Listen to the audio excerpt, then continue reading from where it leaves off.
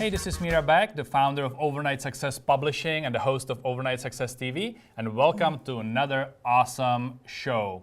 Today, I'm sitting down with my longtime friend, Laurel Geise, the CEO of the Geise Group and the mindfulness expert. So Laurel, thank you so much for joining us at the studio. Oh. I've been waiting for a long time to have you here because this is going to be awesome. And I'm just going to throw it right to you. Please introduce yourself to our viewers. Tell them how did you get to where you are today, kind of your journey to today's point. And then let's segue into mindfulness, because I'm sure that's a topic that a lot of people probably don't even know about, and they don't know how important it is in their business. So I'm super excited to get to that point. But just tell us about yourself. How did you get to where you are today? I will. I love it. First of all, I just want to say thank you. You're It welcome. is so wonderful to be here with you. Don't you love just working with your friends, partnering with your friends? Yeah, it's awesome. It's just awesome. So my journey was, I was actually an executive in Fortune 500 companies for 30 years. I was a chief information security officer dealing with cybercrime and cybersecurity. And I was also a chief compliance officer. So I managed global teams around the world. I had teams in North America, Europe, India, Australia. And, you know, I came to a point in my life, and have you ever felt this way, where I was sitting in my corner office on the 16th floor, looking out, you know, you have it all, right? You've got the career, you've got the country club, you've got, you know, you're traveling, you're just, you know, everything's great, but there's something inside of you that there's this longing. There's a longing, just a knowingness that there's something more for you. And I always believe that your soul's calling is the answer to someone else's prayer. So I believe that someone is out there praying for you right now to show up in your life, right? So, you know, your wisdom, your knowledge, your skills, your products, your services, when you feel that longing, that calling, it's time to take that step. So I actually left my corporate job and moved into the world of entrepreneurship. And that's when I started the Geise Group, which is a company that focuses on bringing mindfulness programs into organizations. That's really cool. So I did not know the whole IT part of it. That's totally different than mindfulness and all that stuff. Absolutely. So you had your career, you just kind of did, you know, the regular thing, and then you felt like something is missing. I did. You wanted to do something different. I did. Cool. And you know, and during that time in the corporate environment, which was very stressful, because I was managing people 24/7, and I actually had learned mindfulness and meditation about 20 years ago. And I studied with Dr. Deepak Chopra, who's like one of the leading experts in the world on meditation and mindfulness. So I studied with him and I became an instructor. So as I was had this terrific career in corporate, I also would teach seminars on mindfulness and meditation, and I loved that. I just loved it. So when I left my corporate job, just, you know, what was it going to be? Sometimes we have to look back to see forward. And so I look back at my life and I was like, wow, you know, I've been in business 30 years and I've been teaching meditation for 20 years. So it just made sense that it came together. And this was about 5 years ago. And, you know, we're starting to see a lot more about mindfulness in the news, right? We're starting to see becoming the big thing now. It's like the buzzword right now. Like, what is mindfulness, right? So you see it on TV. I mean, Jimmy Fallon just had it on the Tonight Show. They had everybody practicing mindfulness. You know, I saw it on Megyn Kelly, you know, Good Morning America, you know, 60 Minutes. You see it on magazines, right? It's everywhere right now, mindfulness. So I'm just so excited to like be a part of that movement.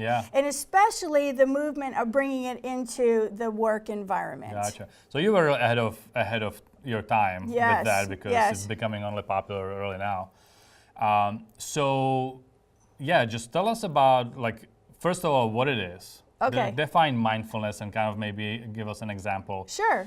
And then let's just dive in how mindfulness can apply to someone that's maybe a one-man operation, kind of the typical entrepreneur. And then also someone who maybe has a bigger company, that has employees and all the, you know, headaches that come with it, as well as the rewards that come with it. Obviously, you can't really grow to a certain level without people, right? So That would be one scenario. And then, there are big companies, thousands of employees, Yes. things like that. So Yes. I know that you work with pretty much the whole spectrum. Yes, I do. So let's kind Yeah. of maybe, dive into the mindfulness and then share with, us specific examples that would Sure. apply Sure. to different viewers. Okay. Yeah, I've worked with, Fortune 50 companies. I've worked with Inc. 5000s, and I've worked with startups, and especially in the IT space. This is Yeah. a really hot topic. So, and it's interesting because when you see mindfulness out there in the culture, you also hear about it from the sports teams. Okay. So when you the New England Patriots and the Seattle Seahawks and the Cleveland Cavs and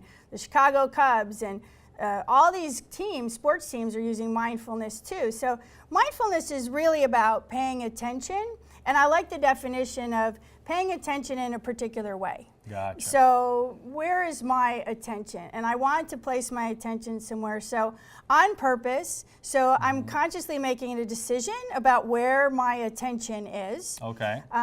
In the moment, so being here right now, like I am here with you, Yeah, right? yeah, Right yeah. now, I'm here with you. I'm here with you right now. And in this moment, so I'm not thinking about the past, about what happened yesterday. I'm not making up what could happen tomorrow, Yeah, but I'm right yeah. here.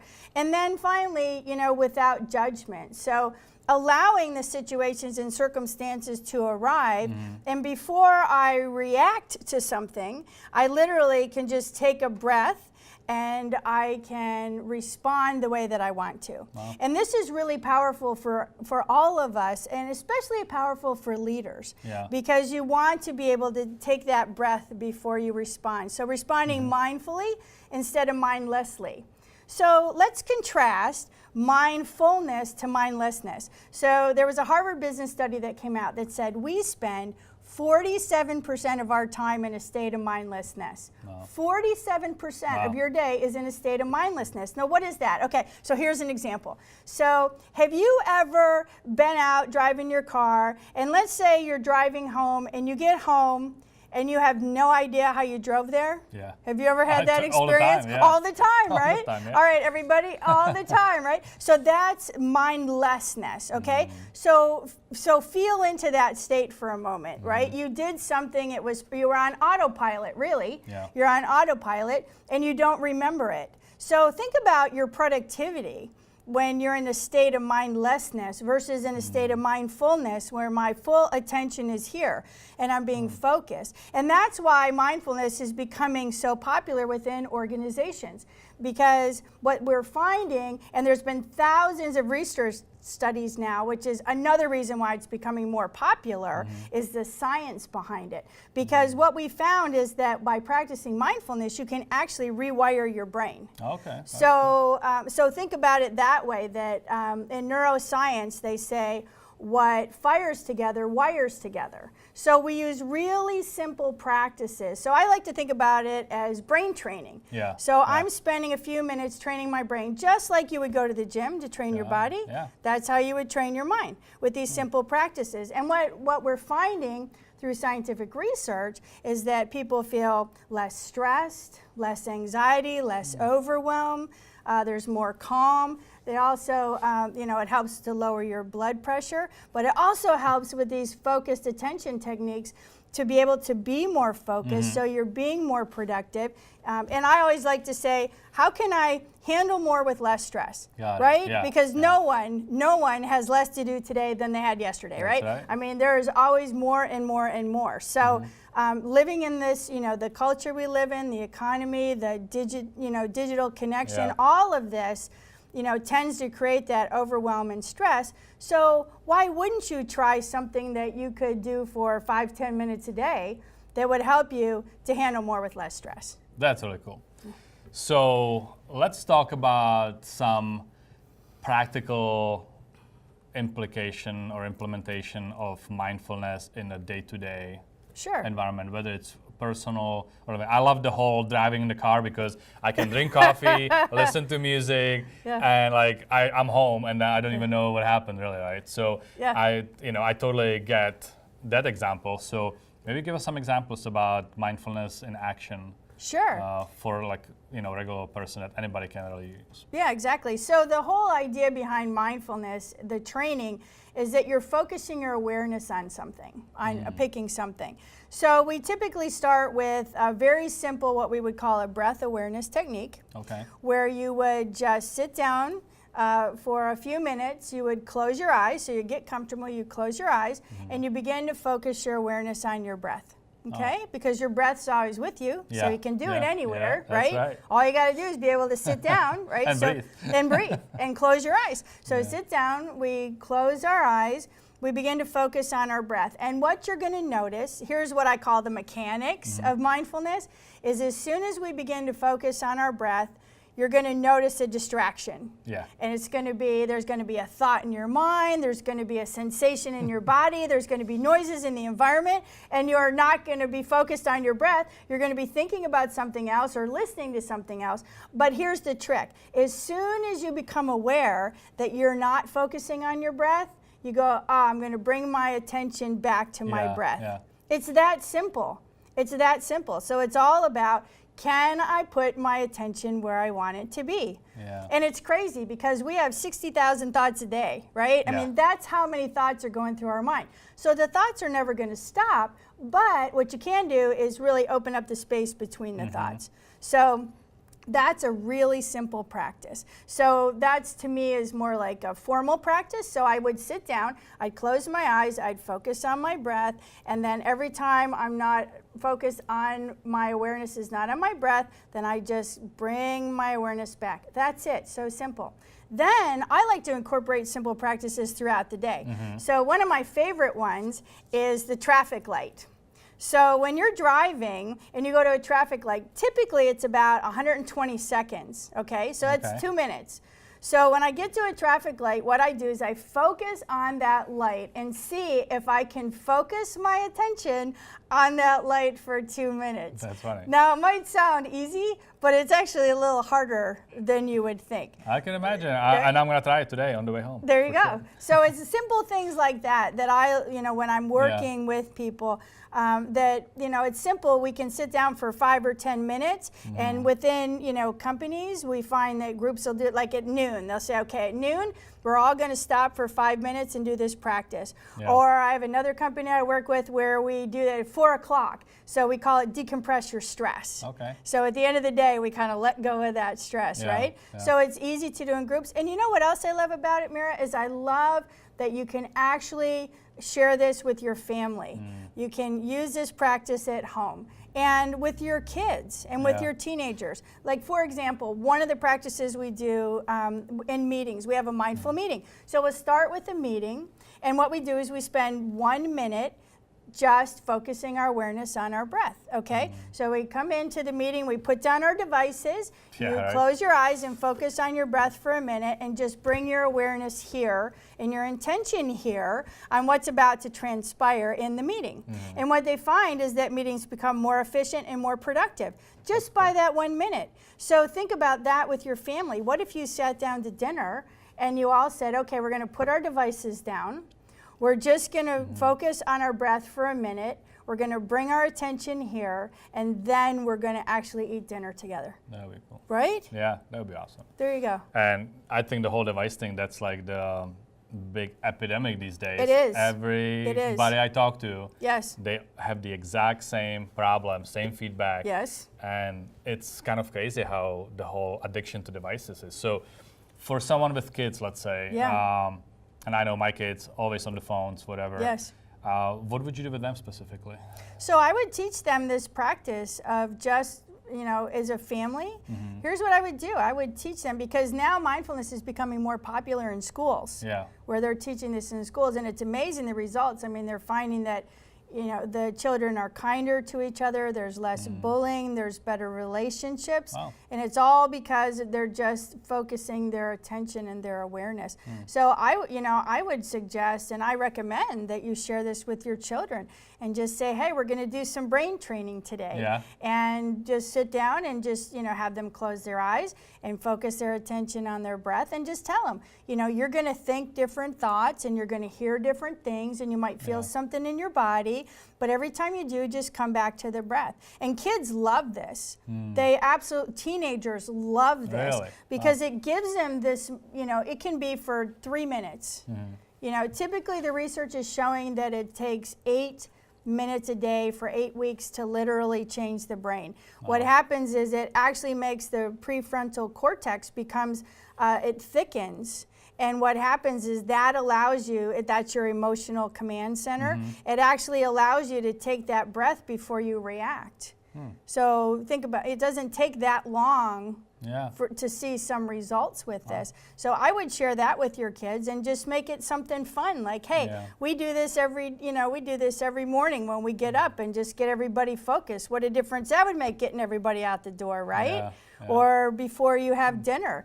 It's a really simple practice. That's when I get really excited, is when we get the kids and the teenagers involved, just because of the devices. I know, because they're not used to putting that device down. That's right. And wow, what would happen if they could practice this? And and it makes you feel calmer.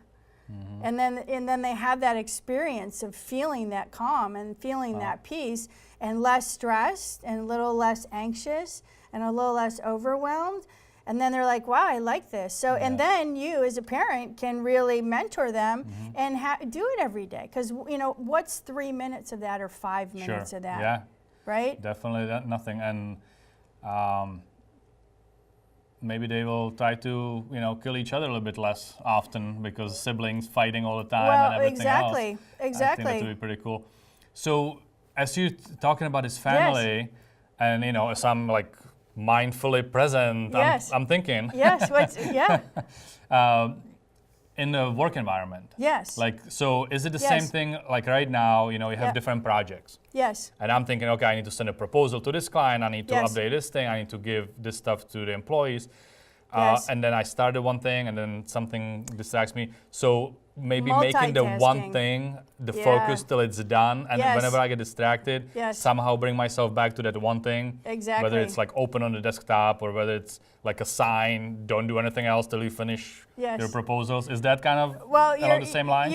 You just hit right on it. So I was actually in Atlanta speaking about this last week, and we talk about multitasking. So we all think, right, that we're great multitaskers, right? Like I can be on the phone, and I can be typing a message, and I can be on another conference call. I used to work with a guy where you go in his office, and he'd have one call going on the phone, one call going on the cell phone. He'd be responding to emails, and he would be talking to you all at the same time. And what research has just proven, in fact, the APA just published a paper saying our brains are not wired to multitask. You believe you're multitasking, but you're not. You're literally switching between tasks. You're doing it quickly, but you're not multitasking. Gotcha. And what research has found is that when we do multitask, you actually become more stressed, you make more mistakes, it makes you unhappier at work. So at the end of the day, it does make more sense of what you said, Mira, is to stay on task, stay with one task and get it done. And then that'll alleviate the stress and the errors and the mistakes and being unhappy, right? And just get that one task. And I know, the phone rings, things happen. It's okay to go over here, but come back and get that done. Yeah. Then move on to the next task. I've been working with a young startup company, and it's interesting because they're not reaching any of their goals. And I think that's what's happening in the organization, is they're just very scattered and they're not focused, and so nothing's actually being done. And what's really interesting is when you look at the statistics, is that, okay, we said, 47%, I'm in a state of mindlessness, and 70% of employees are not engaged.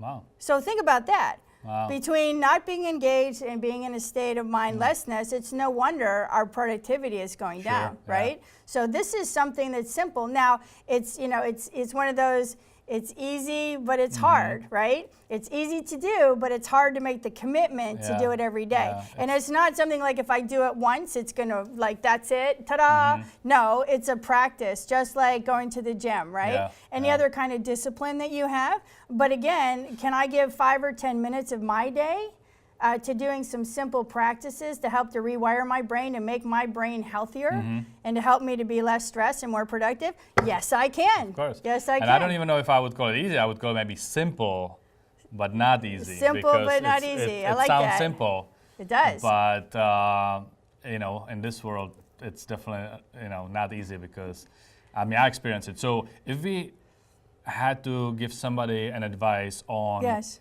like how to start implementing this. So Yes. tomorrow, you know, I'll start implementing mindfulness in my business. Yes. So what do? You prioritize your task and focus on first, like how, is there any tool or any type of strategy to get me back on task? Because if I get distracted and I Yes. don't already mindfully know, Yes. you know, I need to be doing this, I think I can easily probably forget that I was working on it to begin Yes, with. And exactly. so what do? Sticky notes around yourself, or you put a buzzer on your phone to remind you, or like, is there any like tools or any strategies that you would use with someone like that? Yeah, so productivity tools. So there's, in fact, there's a lot of apps out there that you can get about mindfulness, and you can get those apps, and Oh, they'll yeah, okay. actually, they're, you know, Headspace is a big one, 10% Oh, happier, and Will is another, and WHIL. And you just go to the, you know, then you can set it to say, you know, I want to be reminded like every 2 hours to take a moment, right, and just breathe, and just bring my awareness back. Also on the Fitbits, they're starting to integrate that too, and I think the Apple Watches also. Oh, really? Yeah, they have that where they just set an alarm and they tell you to breathe for a minute or two. Wow. So if you're breathing for a minute or two, just close your eyes and focus on your breath, and you'll be practicing mindfulness. Wow. So what that does is it stops that frenetic jumping around. Yeah. Okay, bring it back. Yeah. Right? Bring it back. What do I need to do today? Look at, you know, the schedule in front of me, and then take a deep breath and go from there. That's really cool. So Yeah. I love that. And it's so simple, but So simple. yeah, not that easy, because if it was that easy, everybody would be doing it already by now. So we're gonna definitely try that in here, and I'm doing it like starting today. Yes. I'm gonna take a 2-minute breather, and hopefully it won't turn into a nap. Yeah. But we'll find out. Well, you that's know? why we sit It could up. happen. Because what I find is people say, well, can I lay down and do this? And I'm like, well, you can, but as soon as you lay down, your body's like, oh, I can go to sleep now, and you'll fall asleep. So that's why we sit up in a chair. Yeah. And So just, yeah, 20-minute exactly. power nap is not part of the mindfulness That's program. not It's part of different mindfulness thing. training, no. That's funny. Yeah. Okay, so if somebody wants to get more information about mindfulness and training and all that stuff, how can they connect with you? Yeah, so you can go to my website, which is www.thegeisegroup.com. So it's TheGeisegroup.com, thegeisegroup.com. Or you can actually call me in my office at 727-501-6675. And I actually have an executive white paper on the website that you can download that gives you a lot of business cases and statistics and research information. So if anybody wants to read a little more about it, just go there and download that white paper. Yeah. That's cool. Awesome. Yeah, and we'll put the information somewhere above the video or below the video so they can reach out to you. Yeah. And so now let's just switch gear and let's talk about your success journey. I want to kind of know your take on success, because on this show we always talk about how success is very personal. It's different to each person. Yes. And so I just want to kind of get your take on, let's just start with books. What kind of book or books would you recommend that people have on their bookshelf? Something that maybe you would even read more than once that's so good. Yeah, so I think one of my favorites is Think and Grow Rich by Napoleon Hill. Yeah. If you haven't read it, grab a copy. And there's actually a copy, you can get a copy of the original 1937 manuscript. Yeah. Get that copy on, at your Amazon or local bookseller, right? That book, I read that over and over and over because I've learned so much from it. It's one of those books where you can read it and you start applying it, but then as you go out and experience it, you can come back to the book and you read it and you gain a deeper level of understanding. And I haven't really shared this on the show yet, even though this book came up a couple times. Yes. Because, so I want to just take a second and share that with you and with the viewers as well. when I read Think and Grow Rich for the first time, I didn't even finish it. It was such a hard read for me. Second time, I finished it, but it was really hard, and I started maybe getting a little bit of the concepts and stuff. The third time, it was just like mind-blowing experience. Like everything made sense. Yes. It was just so awesome, and everything started clicking. The fourth time, the fifth time, like I read it once a year. I always start in the beginning of the year. That's kind of my first book, and I have a lot of successful friends that have told me they've read it for 40 years, every year. Yes. Like every single time, every single year, they find something new, and it speaks to them from completely different perspective. Because you grow, you know, every year you grow, you change, you shift. Your business, your personal life, everything is changing constantly. So whenever you read it, you know, the next time, it just sounds like something completely different. So definitely read it. Don't get discouraged if, you know, the original version is written a little bit differently too, like old language and stuff. So don't get discouraged. Just get through it and continue to do it, you know, once a year on a regular basis. Make that part of your annual reading roster. And I promise you, if you do it for a few times, it will help. And it sounds like you had a very similar experience. Yes. You know, the first time was a little rough. But what I do, if there's a book like that, I just kind of keep it around me. So it might be on my desk, it might be on the nightstand, and I'll just read it. And then there'll come a time when it all just starts to click. And that's exactly what happened with me too. That's awesome. I love that book. So Think and Grow Rich for sure. For sure. That's been one of my favorites. Anything else? Another one that I really like is called The Four Agreements by Don Miguel Ruiz. Classic, right? Classic. So those 4 agreements. I highly recommend you read that book, and that's another read once a year book on my bookshelf. Absolutely. Totally. 2 perfect choices. Thank you for sharing that. Absolutely. Now let's move on to like people, influences in your life, whether it's a mentor, whether it's someone you followed. You already mentioned Deepak Chopra, but who are your influences or were your influences? Well, who influences me are visionaries, are people that you know, like my heroes. Albert Einstein is one of my heroes. Abraham Lincoln is one of my heroes. Michelangelo, one of my heroes. You know, so I like to, you know, dive into Martin Luther King, right? Gandhi. So it's, you know, who are the people that started movements? Gotcha. And, you know, how did they see the world differently and then get that message out there? Because I feel a lot like that with mindfulness at work. You know, mindfulness has been around for thousands of years. It's just the application of it within the business environment. And, you know, in fact, that's how Mira and I met. So we're both professional speakers, and we met in a professional speaking mastermind. And, you know, I knew I needed to invest in myself when I started the company. I was trying to get this message out there and get this movement started. I realized I had to become a better speaker, right? So that people would say, yeah, you know what? I think I'll try this. I think I'll give it a go.